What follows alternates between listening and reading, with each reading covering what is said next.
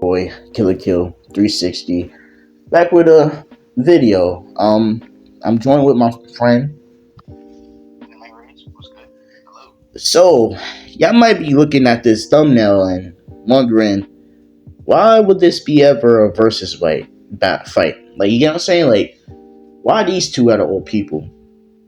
Well, I guess the similarity is, they're both, I guess, rowdy when they it's time to fight and stuff like that.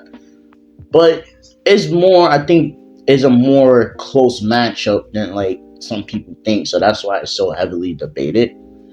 So I'll let you speak first, bro. Okay.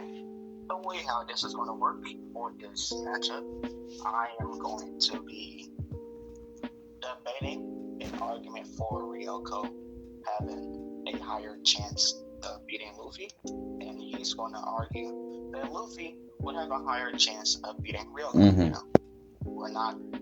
We're just attacking the argument, not ourselves. Right. Not toxic. Right. Because honestly, like, yeah. That's it. Yeah, we're just debating, having fun. And no, let's not be, too toxic in the comment section. Just have fun with it. And yeah, no matter who wins or not wins, like this fight will never happen. It's like the same thing with Goku versus Superman. They will never fight each other. And plus, the creators will never say who's stronger because they want to keep that up in the air. Yeah. So let's get into it. So I'll let you go first. Okay. For the story of Ryoko, let me start off with the fact that Ryoko, from birth, is, enhanced. I guess that's putting it lightly. Mm-hmm. She is an enhanced human being. How enhanced? So enhanced that her average durability is already stronger than steel. Since the way how life fibers work is stated that you can, like a 1-star uniform can be beaten by a 2-star, but a 3-star can beat those two. Like the level keeps going up and up because the level of life fibers is more and more enhanced with the clothing. And Sasuke, just with her blade alone, with no kamui on at all, and kamuis are 100% life fibers, they're not added extra stuff, they're 100% life fiber. She can beat all the Elite Four by herself without even activating her kamui. And that's just off of skill and strength and speed.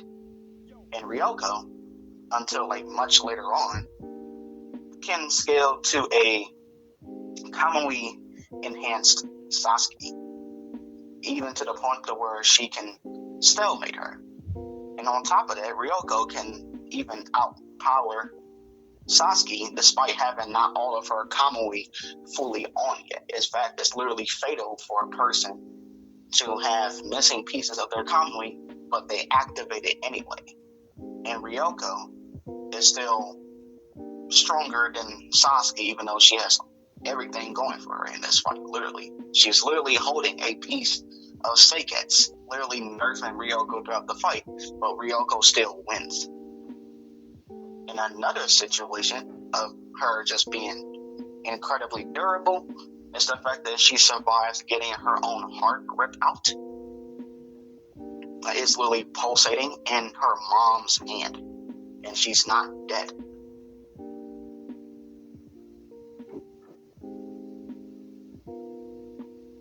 Even Ryoko, having her brain essentially hardwired to think a different way, which again, it would be fatal for anybody else to try to pull life fiber threads out of your own brain, but Ryoko just does it and it's fine afterwards. Or another thing, where she essentially forcefully ripped a kamui off of her own body, which I already said, it's fatal for anybody else, but for her, the only thing she said was, of course it hurt. That's it. And once she essentially gets enhanced with a bunch of life fibers, essentially not just from Seiketsu, but from Junkins, from the Elite Four, from everybody else, essentially just boosting in power so much that she can now fly into the vacuum of space to fight her mom. And when her mom essentially makes a shield around the planet, and like I said, the shield is already more durable. It makes everything durable. It gives it an extra shield. So you can imagine the Earth, but she essentially makes a complete diameter shield around the entire planet. And Ryoko, just with her scissors blade alone, makes it grow to the size of the planet and cuts the planet, or cuts the life fibers off the planet. Again, this should be harder for her to do because the life fibers are in front of it.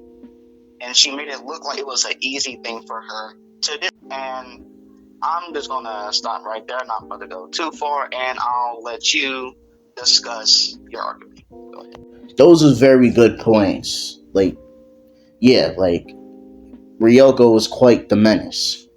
But let's talk about Luffy. Now, Luffy, as a little kid, was very, actually physically fast and strong for his age. The fact that he could run away from baboons at the age of 5 is an incredible feat, because they could run up to upwards of 15 miles per hour, and they have a devastating bite. The fact that, he got away from that as a child is quite impressive. But keep in mind, the world of One Piece, things are a lot stronger and faster than real life. So you can equate those baboons to being very, very strong and fast. As Luffy got older, he's always been super physically strong. We have been seeing him lift boulders, waiting around the ton ranges quite casually. He punched a giant Sea King when he left his village. And Sea Kings are pretty durable. You can't just beat them up like everybody does later down the line. But in the beginning of One Piece, Sea Kings are actually threatening. But Luffy one-shot him with one punch, actually sent him flying over the horizon, which is insane, because that's like a 50-ton animal. He just hit. Let's do further as he going down the line, he comes across very, different pirates, varying for different ranges of strength, but his greatest feat in the East Blue was taking down Erlong. So when he fought Erlong was stated to destroy towns, small cities by himself. So Luffy already has, small town ranges of strength already, because he beat Erlong. And, as we go on further, it gets to the point where he meets the warlord of Alabasta named Crocodile. And Crocodile, he can terraform the whole terrain. He can hold back the rain clouds and dry them out, which a lot of people don't talk about. Cloud feats are actually insane, y'all. I know some of y'all be like, what's so insane about dispersing clouds? It's a lot of force, but keep in mind, because water is in the clouds, so that equates to gallons of water. So, splitting the clouds is a crazy feat. And when Luffy was fighting Crocodile, he hit Crocodile so hard from underneath the ground that he broke the top, and he disperses the clouds when he hit the cloud area. He disperses it, and the rain falls. So that can put him anywhere from small, country level right then and there. And then when we get to Enel, aka the Thunder God, he hits him so hard that he disperses the lightning and everything that's there. Like, he essentially clears that whole area out. And that's calculated from anywhere to 80 megatons to like higher if you want to, but 80 megatons is around the range of like his destructive force. So let's do like more of a time skip. So Luffy, let's just say we get characters like Oars. Luffy fought Oars, and y'all might be saying, wasn't he amped to fight Oars? At first he was, but once the shadows left his body, he didn't have that ability no more. So he went Gear 3, hit Oars over the head, and pushed down his head, cracking his spines. Keep in mind, Oars is strong enough to carry around continents. So the fact that Luffy broke his back already puts him in that continental range because, hello, your back is your main support for pulling weight. If Luffy can break that, he's continental. So Luffy, before the time skip, is already in the continental range of power, of strength, and AP. And DC, that can equate to. But y'all might be wondering, how fast is Luffy? Now, this is funny, because a lot of people forget about this. And now, lightning can move at the speed of light. Because he said it. He's like, my lightning is way faster than any normal lightning, aka I'm faster than light. He literally says it. As Luffy multiple times blitzes and dodges it. And Nami dodges it as well. So, light speed characters already exist in One Piece, especially if you take the whole Boxy statement that he uses photon beams with his Devil Fruit. Luffy casually dodges it without even trying. So, we got a character that's massively faster than light, that's at continental ranges before the time skip. Now, after the time skip, we get into Big Dog Luffy, aka Gear 5 Luffy. Now, Gear 5 Luffy is thousands upon times faster than light at this point. He's massively FTL plus. You can put him in any ranges of like the low ball is like continental, but for me, my personal like scale of Luffy, I'm feel like Luffy is way beyond continental. Like I think he's like moon level. I know that's probably crazy, but there's feats for him to be in moon level. The fact that Wano is such a huge island. Look at the Golden Sunny. The Golden Sunny is already 200 feet tall, right? And every time the Sunny goes past something, it dwarfs Sunny. Like, it makes Sunny look small. So, for Luffy to punch Kaido through that much rock and all of that makes Sunny small, keep in mind, Sunny's damn near like 200 feet tall, which is crazy. Luffy buries somebody through an area that's bigger than Sunny. And another feat is when Zoro cut that horn off, it makes our tallest building look like a joke. Like, that horn can easily cover a continent in size. So, point being is, Luffy's massively faster than light, and he's around the ranges at the lowest continental, but at the highest moon level. So, let's talk about the pros and the cons of our argument.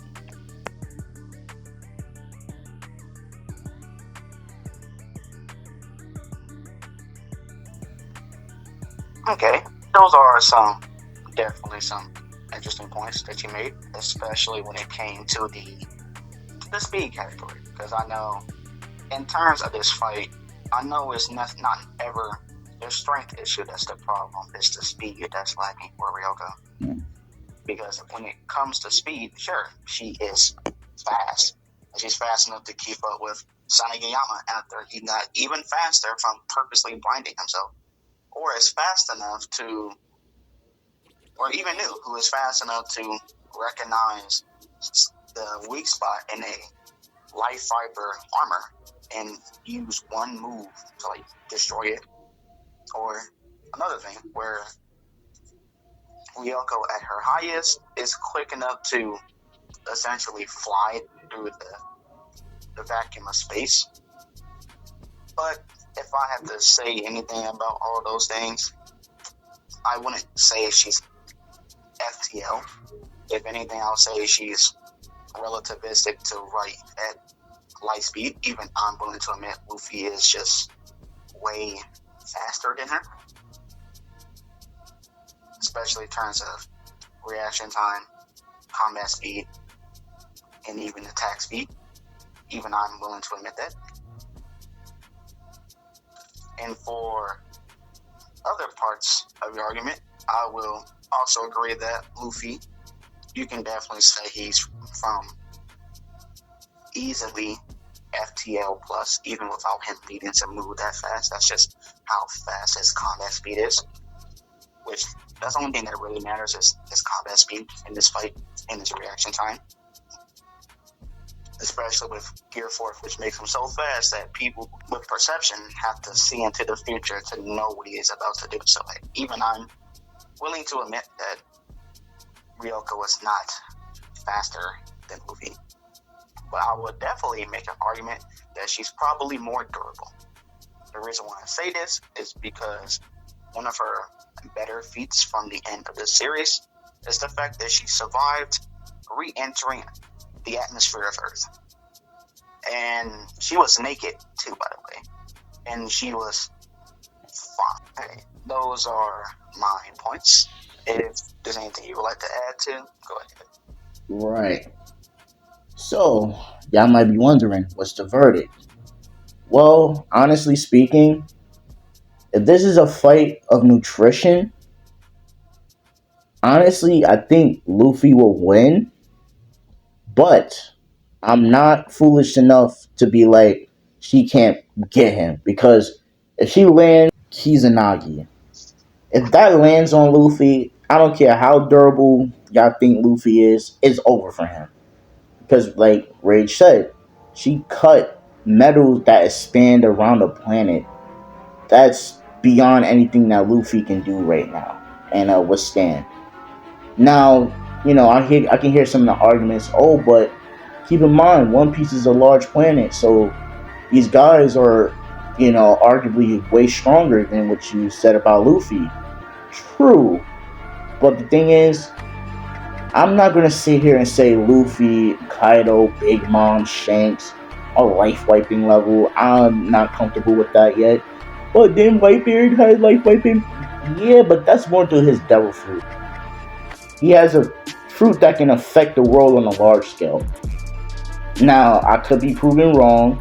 Oda next week can just be like, have Shanks just split multiple continents like it's nothing. And, yeah, you know? But hey, that's just my argument. Another thing, the way I see this fight really happening is like Luffy keeping her at bay, avoiding her scissors, because those scissors touch him is kind of like GG, because this is a bad matchup for him. He could definitely overtax her healing factor if he gets her in the same way he did with Katakuri with the Snake Man barrage, aka like Katakuri or Kaido. You know how he did the Grand Gut Gatling on him. So if she gets caught up in that, that could definitely overtax her healing factor due to the fact that he has real haki, right? Bypasses her defense. So she might have higher defense than him, but as long as he has the real haki, it would nullify her just like, taking his attacks, not even facing her. So I think she will feel those blows, and it will be like the same fight, in the same scenario where she got overtasked in that one fight. You know what I'm saying? Mm-hmm. So that's my argument. I say Luffy wins 5 out of 7 times. No, nah, no, 4 out of. I'm gonna say 4 out of 10 times to be a fair estimate. But like, how you feel about it? Hey, I agree with you. Like I said, Ryoko is definitely lacking in the speed department that would eventually make her lose. While she is durable, if she's like stuck on the ground and Luffy is just King Kong Gatling gunning her to the ground at Gear 5 over and over and over again, and the ground, and Luffy can just use his Devil Fruit with Gear 5 to essentially keep the platform stationary so she can't go nowhere, then yeah. So, I mean, I hope that guys, enjoyed this little debate that we had. So, in the senses, we both agreed she could one shot him if she lands that devastating blow. But Luffy's speed, precognition, and real haki will get the best of her in this fight. So, if y'all want more videos like this, like, comment, subscribe, share the video, subscribe to my boy's channel. I'll leave it in the link below. And yeah, peace, y'all. Peace.